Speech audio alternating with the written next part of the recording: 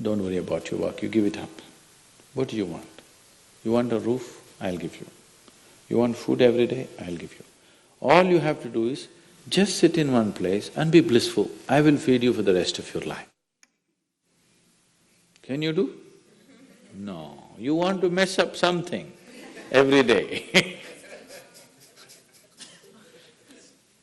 People say they're only working for a living. I said, don't worry, I'll give you shelter, I'll give you food every day, no problem. All you have to do is, I want to see tears of blissfulness every day. That's all the requirement. You don't have to do any work, you don't have to serve me, you don't have to produce anything, nothing. Just sit here blissfully, we'll feed you, we'll worship you. No.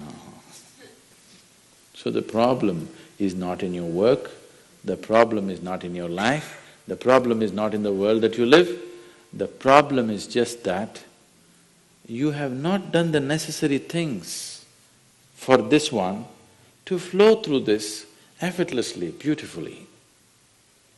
The necessary work has not been done and we're just hoping it'll happen by accident. It doesn't happen by accident. Lot of people in the world think United States of America is heaven. But people who live here don't think so at all. Isn't it so? Isn't it? Lot of people in the world are dying to get an entry into the country. If you open up the southern borders,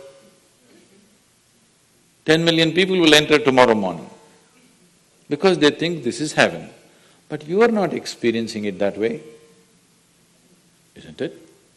You are not experiencing this as heaven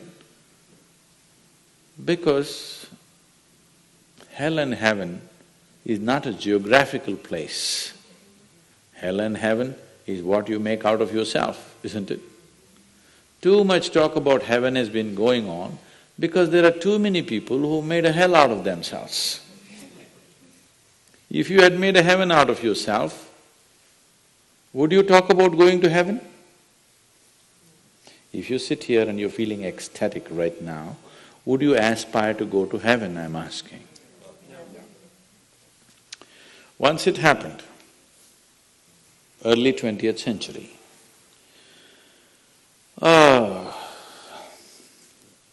an Orthodox Greek church, a bishop from that church, you know, Orthodox Greeks have their own separate church, they have their own pope who lives in Turkey, you know this?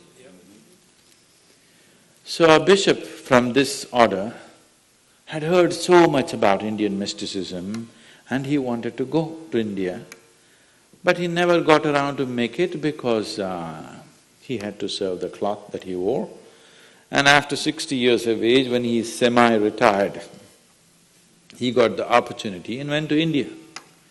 So he came to South India, near where we are, and he wanted to meet a mystic, a yogi. So somebody said, go up this mountain, near a cave, there is a yogi sitting, you can go. So our man went, plodded up the mountain, halfway up and went. In front of a cave, an old man with a gentle smile upon his face was just sitting with his eyes closed. So the bishop went and prostrated. He cannot do it, he is not made for that.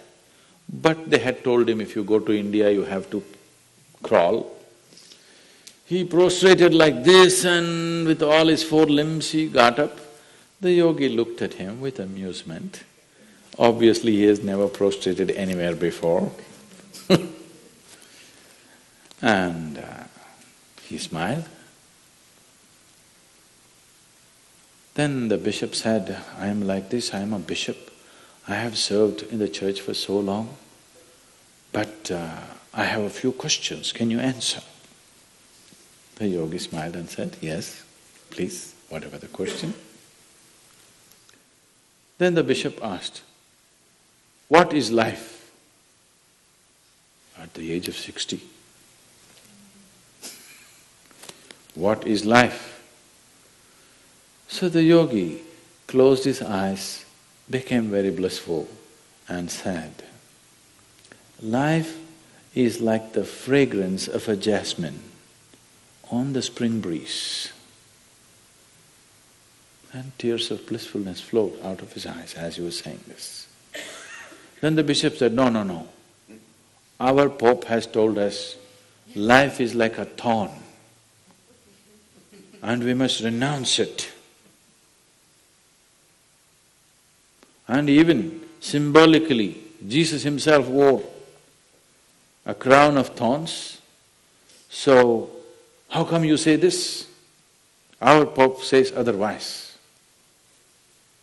The yogi looked at him, smiled and said, well, that's his life.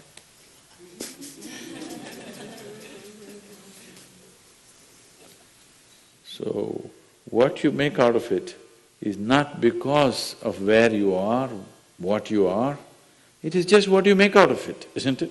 Yes.